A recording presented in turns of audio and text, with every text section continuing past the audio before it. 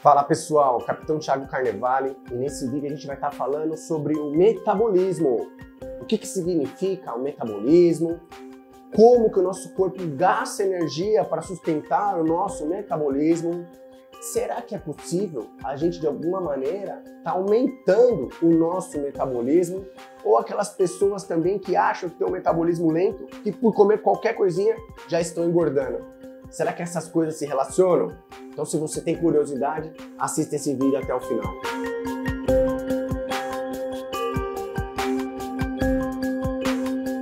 Então vamos lá, pessoal. O que significa metabolismo?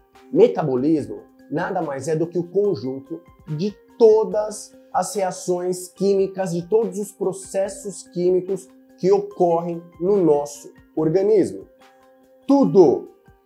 E como o nosso corpo gasta energia para sustentar o nosso metabolismo. O nosso gasto energético ele é dividido em três componentes. O primeiro, a taxa metabólica basal, que representa de 60% a 70% do nosso gasto energético total. O nosso gasto energético com atividade física, que chega a uma média de 25% do nosso gasto energético total, e o efeito térmico do alimento, que representa de 10% até 15% no máximo do nosso gasto energético total, com relação à nossa taxa metabólica basal. A nossa taxa metabólica basal nada mais é do que o nosso gasto energético mínimo para a gente manter a chama da vida acesa. É o nosso gasto energético mínimo de repouso total, no sono profundo. É aquele gasto energético que a gente tem para o nosso coração bater, para os nossos pulmões funcionarem, para os nossos rins, para o cabelo crescer, para algumas pessoas. E a gente gasta muita energia com a nossa taxa metabólica basal. Muitas pessoas confundem a taxa metabólica basal com o nosso metabolismo. E isso não tem nada a ver, beleza? A nossa taxa metabólica basal é apenas um componente do nosso gasto energético total. E o que influencia a nossa taxa metabólica basal? A massa magra, o sexo, a idade e a genética. Quando a gente fala de massa magra, a gente não está falando necessariamente dos nossos músculos, mas sim de tudo no nosso corpo que não seja gordura. Então aqui entre os nossos ossos, nossa água corporal e os demais órgãos do nosso corpo. Mas aqui, o maior impacto realmente é da nossa musculatura esquelética. O nosso corpo gasta muita energia para estar contraindo os músculos ao longo do dia. Por isso que quanto mais músculo a pessoa tiver, quanto maior a massa magra dela total, maior vai ser o gasto energético dela com a taxa metabólica basal. Com relação ao sexo, isso influencia bastante. Os homens costumam gastar mais energia do que as mulheres. Normalmente, os homens são mais altos, contêm mais massa magra do que as mulheres no total e também eles contêm mais músculos que as mulheres, na maior parte das vezes. Por isso, o gasto energético dos homens é maior do que o das mulheres. Então, o sexo vai influenciar, sim, dessa maneira, na nossa taxa metabólica basal. Com relação à idade, não necessariamente o avançar da idade faz com que a nossa taxa metabólica basal caia. Não, mas que com o avançar da idade, as pessoas vão se tornando cada vez mais sedentárias, as pessoas vão consumindo cada vez menos proteína, vão consumindo cada vez menos comida de uma maneira geral, e isso influencia, sim, com a queda do nosso metabolismo. E teve até um estudo recente que mostrou que a nossa taxa metabólica basal ela não cai do 0 até os 60 anos, mas esse conjunto de fatores, infelizmente, levam as pessoas, ao envelhecerem, diminuírem a sua taxa metabólica basal. Mas isso, pessoal, é totalmente controlado e totalmente reversível, sim. Se a pessoa fizer exercício de força, se ela consumir proteína de maneira suficiente. Tanto que, quando a gente vê numa farmácia suplementos para idosos, são suplementos hiperproteicos. Olha só, gente, O que acontece com os idosos, pessoal? Com o avançar da idade, os músculos da mastigação eles ficam mais fracos, muitas vezes o paladar eles se alteram para carne, por isso que é comum a gente ver o idoso comer bastante fruta, papinha, sopinha. Então o consumo de proteína aqui para os idosos numa quantidade adequada vai ajudar muito aqui. Com relação à genética, a genética influencia bastante. Tem pessoas que gastam mais energia do que as outras com sua taxa metabólica basal. Tem pessoas que nascem com uma facilidade maior de não acumular gordura. Não que essa pessoa não pode se tornar obesa, mas ela consegue metabolizar essa gordura muito mais fácil. E é nessa questão da genética que a gente tem que tomar um cuidado, porque infelizmente existem pessoas que estão esperando apenas uma palavrinha dessa para ela continuar na zona de conforto, para não se esforçar, para melhorar sua massa muscular, para fazer uma atividade física, para querer emagrecer, porque muitas vezes é o que ela quer ouvir, para ela não fazer nada. E não é porque você não tem uma genética dessas pessoas que já nascem com músculos fortes, mais magrinhas, que você não pode emagrecer. Tira isso da sua cabeça, por favor. E qual o outro componente do nosso gasto energético total? O nosso gasto energético com atividade física, que representa aproximadamente 25% do nosso gasto energético total. E o nosso gasto energético com atividade física, ele é dividido nas atividades físicas consideradas não exercício, conhecida também como NEAT, e o nosso gasto energético com exercício físico.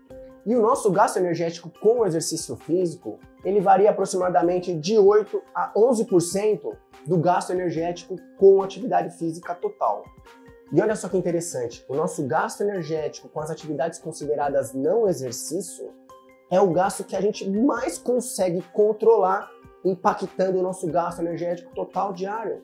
Esse gasto é o gasto que o nosso corpo realiza com as atividades diárias. Andar, subir uma escada, lavar uma louça, se deslocar para estar falando no telefone. Isso influencia muito. A geração dos nossos avós lá atrás, ou dos nossos bisavós, era uma geração muito mais magra do que a nossa. Não tinha escada rolante, controle remoto, nem todos tinham carro. Não estou aqui tirando a importância do exercício físico, jamais, entendeu? Mas esse pessoal eles não ficavam trancados na academia. Eles se movimentavam muito mais. Por isso aqui, pessoal, eu ressalto a importância de você ser mais ativo, controlar seus passos de 8 a 10 mil passos por dia. Não deixa de ser uma boa meta para você estar gastando mais energia ao longo do dia. Estacione o carro mais distante do seu destino. Levantar um pouco mais da cadeira no seu trabalho, essas coisas, pessoal. Quando você começar a se mexer mais no seu dia e fazer disso um hábito, você vai ver a diferença no seu emagrecimento. Bota fé no que eu tô te falando. Com relação agora ao exercício físico, a gente tem o exercício de força e o cardio. Os dois são de extrema importância para a nossa saúde. Eu falo muito do exercício de força porque ele é o que há de melhor para a construção de músculo. Assim, vai influenciar no nosso metabolismo. Ele é o que há de melhor para a saúde dos nossos ossos, para a nossa saúde mineral, das nossas articulações. E é construindo músculo que você vai se tornar um idoso no futuro independente. Conseguindo agachar, se esticar para pegar alguma coisa no armário. Além da aparência estética, se o exercício de força gasta mais energia que o cardio? Não gasta. Mas ele tem essa importância que eu estou te falando. Mas com relação ao cardio, ele é muito importante para a nossa saúde geral, para a nossa saúde mental, para a nossa saúde cardiovascular, é o que há de melhor, para o controle da nossa glicemia. Mas isso também não torna ele superior ou pior que o exercício de força. E quando a gente está falando de aumento de massa muscular, vai influenciar no nosso metabolismo, de uma qualidade de vida, de uma independência futura, o exercício de força ele tem essa relevância sim. Mas isso jamais tira a importância da atividade física aeróbica. E fazendo uma observação aqui, muitas pessoas acreditam que quanto mais músculo ela tiver, mais ela vai poder comer, o corpo dela vai gastar mais energia e tal. É mais ou menos dessa maneira. Para cada quilo de músculo conquistado, a gente eleva a nossa taxa metabólica basal de 15 a 30 calorias por dia. Isso não significa que você está liberado então para comer 3 fatias de pizza a mais, comer mais torta, que seu corpo vai queimar mais uma vez que tem mais músculo. Não, o aumento é modesto, mas tem esse aumento. Agora vamos falar do terceiro componente do nosso gasto energético total. O nosso gasto energético com o efeito térmico do alimento.